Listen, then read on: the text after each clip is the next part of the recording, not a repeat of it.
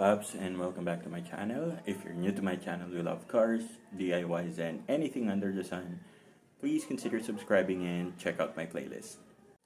So, ngayong umaga mga Paps is ang gagawin natin, pipinturahan natin yung rear wheel drum ng ating Toyota Rush. So, yung brake drum lang ang pipinturahan ko at hindi ko pipinturahan yung calipers. Bakit? Unang-una kasi pagka nilinisan kasi natin yung caliper na yung gamit lang natin is yung mga nasa spray paint lang, mag-fade or matatanggal lang yon.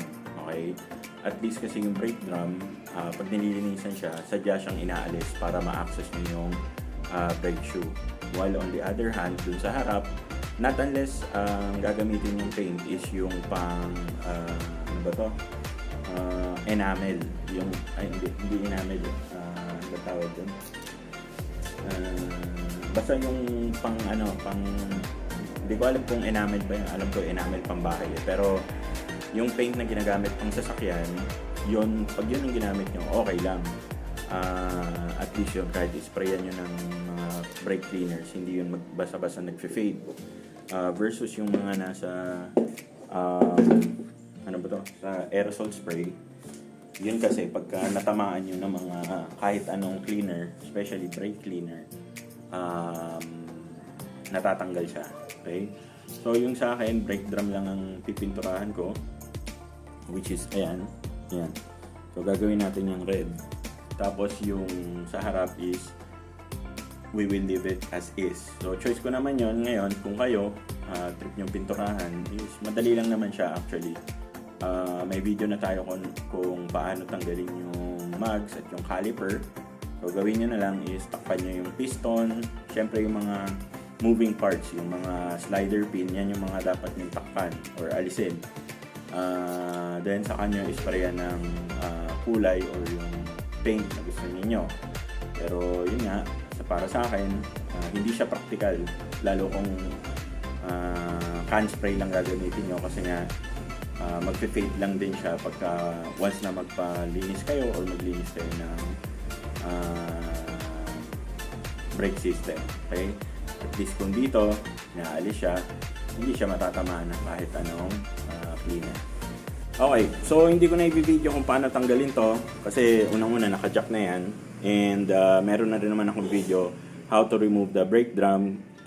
Hanapin nyo na lang yung video ng brake shoe cleaning ng Toyota Rush, or mas maganda ilalagay ko na lang yung link kasama sa description section sa baba. So ang gagawin ko, alisin muna natin to, yung gulong, and then alisin natin yung brake drum, and then linisan muna natin para maganda yung kapit ng pintura.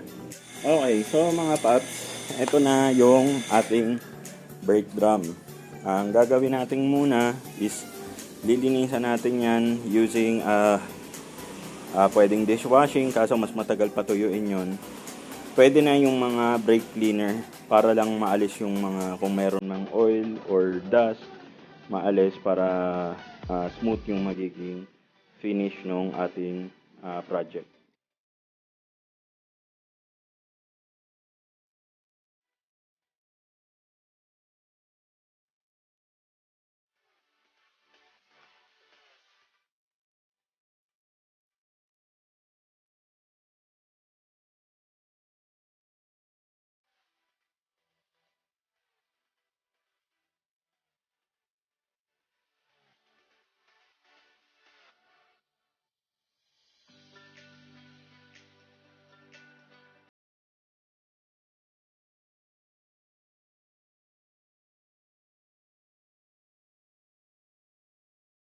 Okay, so mga paps, tapos na. Actually, ano to, naka 5 coat ako until yung na-achieve na yung kulay or yung shade na gusto ko. Gumamit ako ng primer na gray, and then ano bang silver red na Bosny yung ginamit ko. So ayoko nung matingkad na pula, yung parang Ferrari red yung dating. Personal choice ko kasi pagka ganun katingkad, medyo mahirap i-maintain kasi yung ganun na looks. Unang-una, mabilis dumumi tong area na to, lalo pagka yung nadadaan niya sa mga lupa, sa putik. So, hindi siya, kumbaga, hindi magpapantay yung kulay. Kasi kahit linisan niyo yun, yung tingkad niya is hindi na magiging ganon. Versus yung medyo dark na shade, na ganito, at least kung madumihan man yung part na open, konting linis lang is hindi siya magkakalayo dun sa ibang area. Okay, so tip lang. O, patutuyuin ko lang to and then kabit natin, then proceed tayo sa driver side. And then papakita ko sa inyo yung after. So, mga paps, tuyo na yung ating brake drum. Ito na siya. Ibabalik na natin siya. So, hindi ko muna ipapakita sa inyo syempre yung finished product na pag nakakabit na yung mags. Mamaya na lang para kumbaga reveal siya. So, kabit na natin.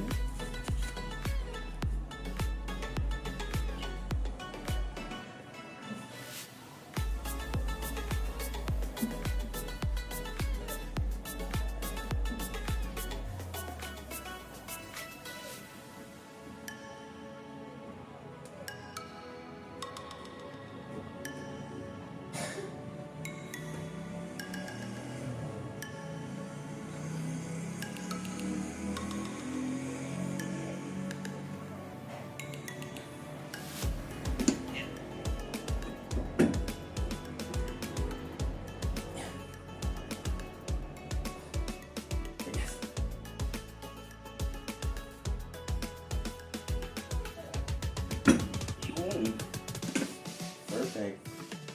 Okay, so at this point, babalik ko na lang yung mags. Mamaya ko na bibidyohan pagka tapos na parehas para makita nyo siya as a whole. Okay guys, so just finished yung ating project and check that out.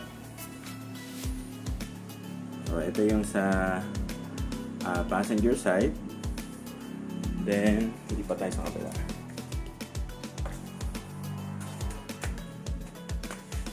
Yan naman yung sa driver side. And that's it for me today guys. Hope you liked the video. If you did, please give this video a thumbs up. At kung hindi pa po kayo nakasubscribe, hit nyo na po yung subscribe button. Again, Mark nga pala ulit. And kung kailangan nyo po ng parts and accessories ng inyong sasakyan, link po sa description section below. Once again, Mark nga pala ulit. Maraming salamat po sa pagsama sa akin today and hope to see you guys on our next video.